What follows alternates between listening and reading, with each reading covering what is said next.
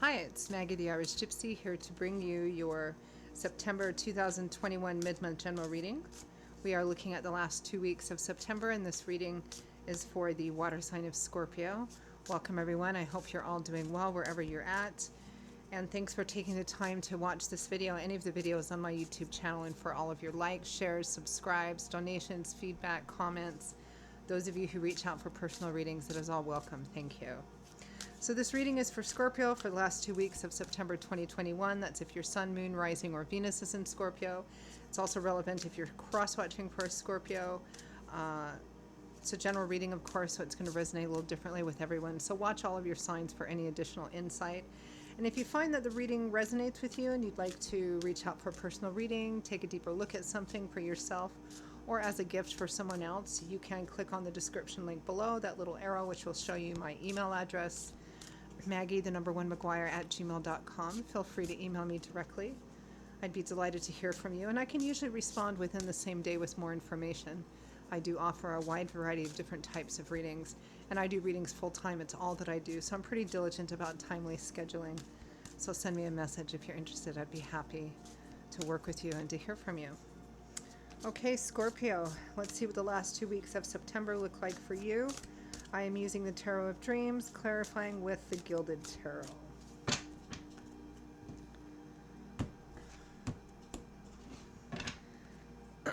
Okay, Scorpio, we begin with a pivotal moment in time, judgment, crossroads. You're being called to action, a major decision perhaps. And the consequences will be probably final or permanent. That's what judgment means. You're called to action. You're called to account for yourself. You're called to make a choice. And whether you do or not, that's probably what you will, I don't want to say be stuck with, but that's what came to mind.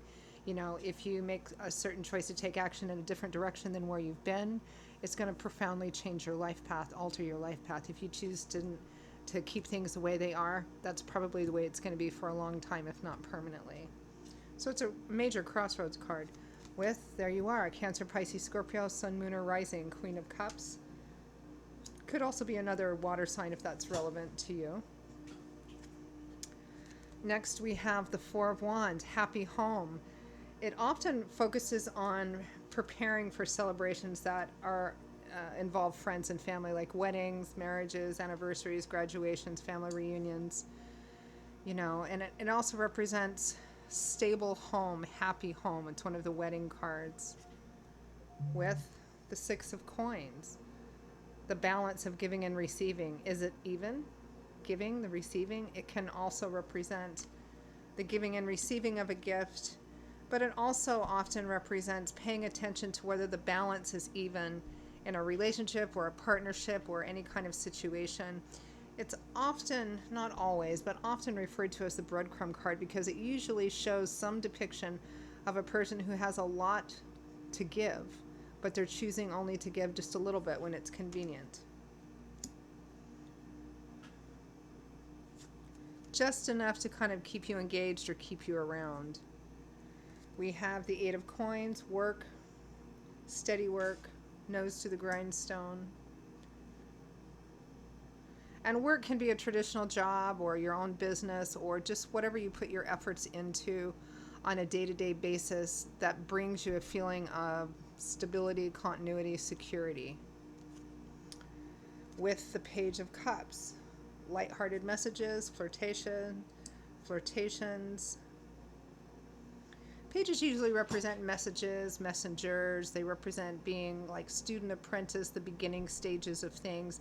Page of Cups is the page of water, so the page of emotion. So like in a relationship, this would be like, you know, giving a compliment or a little flirt. Interesting. From the bottom of the deck, the overall energy for the last 2 weeks of September is the Three of Cups. Highly social energy here. Partying, celebrating, being with people that you feel connected to, drinking, dancing, celebrating, having a good time, enjoying positive social connections in your community. That's the overall energy. But it feels like there's an undercurrent of some kind of significant decision if you choose to make it. So let's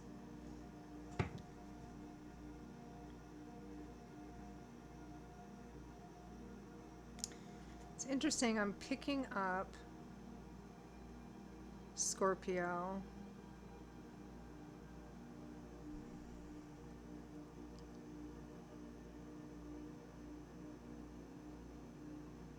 Something about somebody wanting to talk about long term or long term plans or plans about the future in kind of a serious way.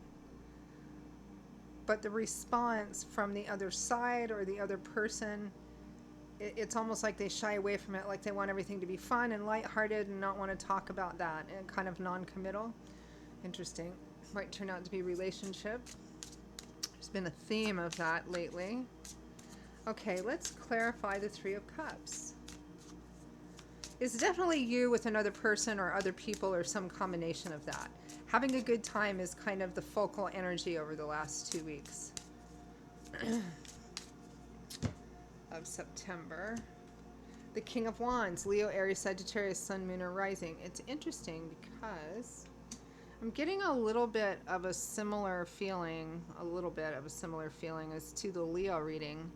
Maybe some of you have a Sun, Moon, Rising, or Venus sign is in Leo. The King of Wands is Leo, Aries, Sagittarius. Perhaps some of you are involved with a fire sign. Having a good time. I mean, the Three of Cups is with this other person, because this is not a card of one.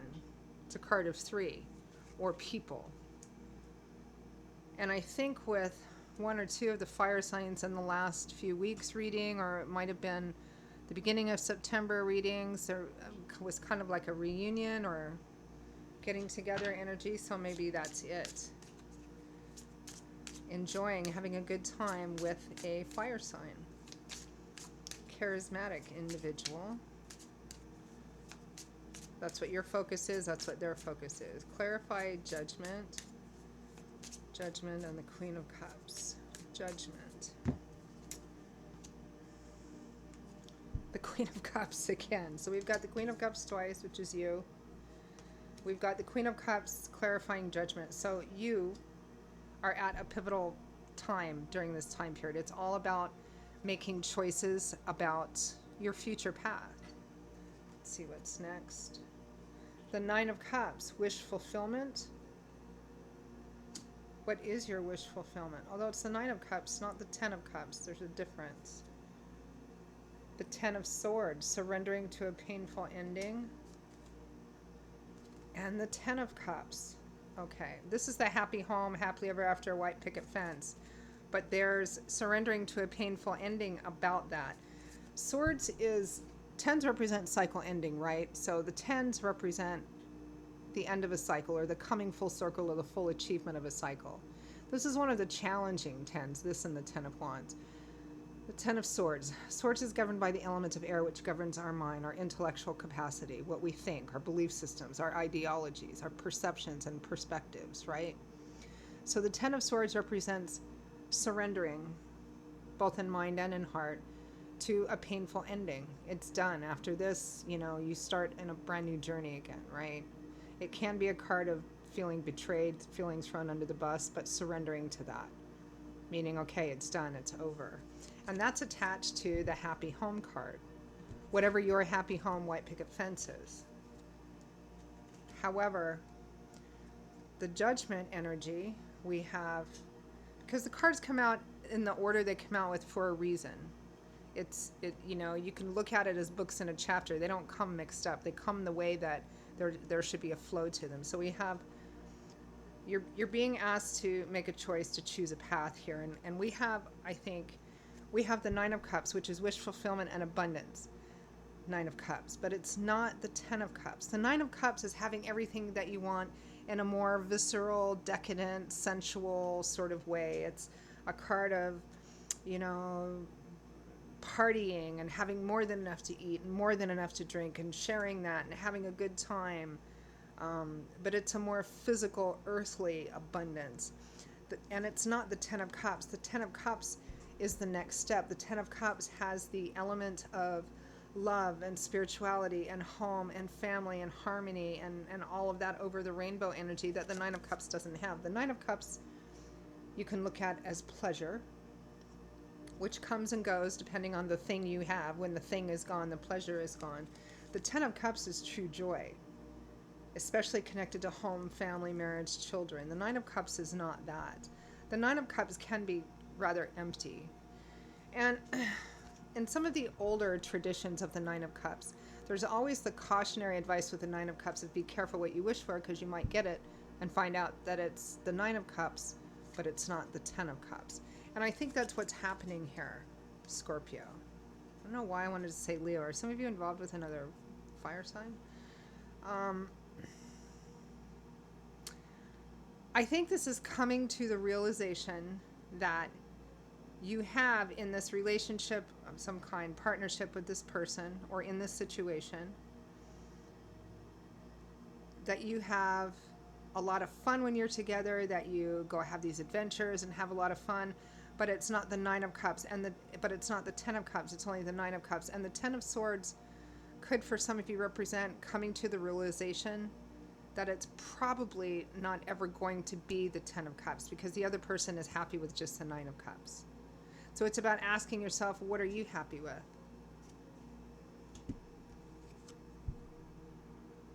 Which one means more to you? Because that's going to decide your decision.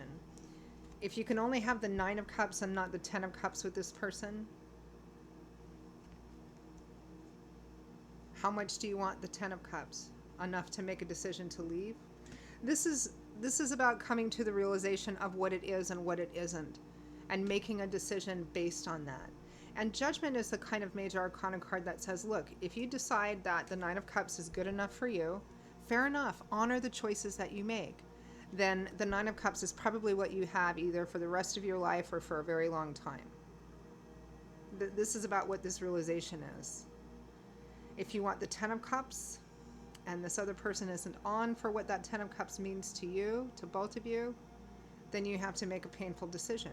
Perhaps a painful decision here. Oy. All right, clarify the Queen of Cups. So this feels like a relationship decision here. Oh my goodness. The Lovers, about a relationship at a crossroads and a choice needing to be made. And the Two of Cups. You've got the Two of Cups and the Lovers. I mean, this is obviously somebody you feel quite connected to. You've probably been involved with them for some time. You're like, you've got that karmic kind of connection. Soulmates aren't necessarily with us for our entire life journey. Unfortunately, sometimes that's just not the way it is. Sorry about that. My goodness. But the energy of who they are to us, who they have been to us, the lessons we've learned about them, about ourselves, about life in conjunction with that, remain with us for the rest of our lives. Because we learn such important, valuable things and experiences with them. That's why there's that karmic connection. It's very clear you're being called to make a decision here. Clarify the Four of Wands.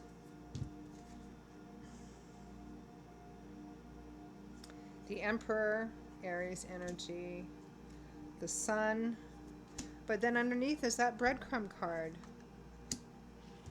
Clarify the Six of Coins.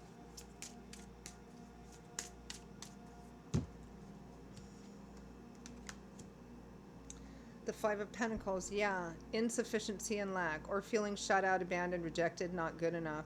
It's a card of not having enough. They give you just enough to keep you around, but overall it's not enough. The Hermit, you're left feeling, this feels like somebody that you have a relationship with, but they're in and out. Either they travel a lot, or it's a long distance relationship, or something of that sort. Clarify. Had a jumper, too many. Clarify the Eight of Coins, the Page of Cups.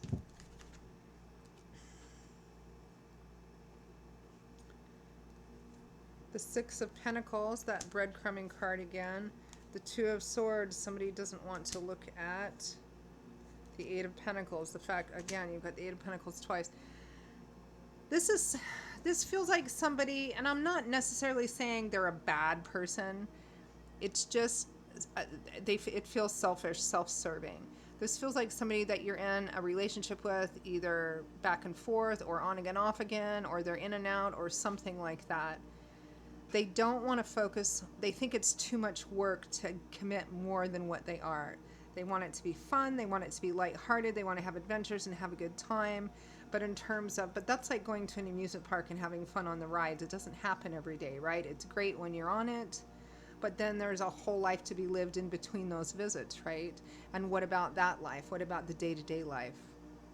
So it's like they want to focus only on the roller coasters or the adventure and the excitement, not on committing to anything else in between then, and giving just enough for reaching out just when you're ready to leave, just so you'll stay there. And they don't want to look at anything else. There's a real reluctance and a resistance for that. And so within this relationship or partnership, you're left feeling alone a lot of the time. That's the whole gist of this reading. So I'm going to stop it there while I'm going to ask for advice and guidance here, or any messages from Spirit for Scorpio.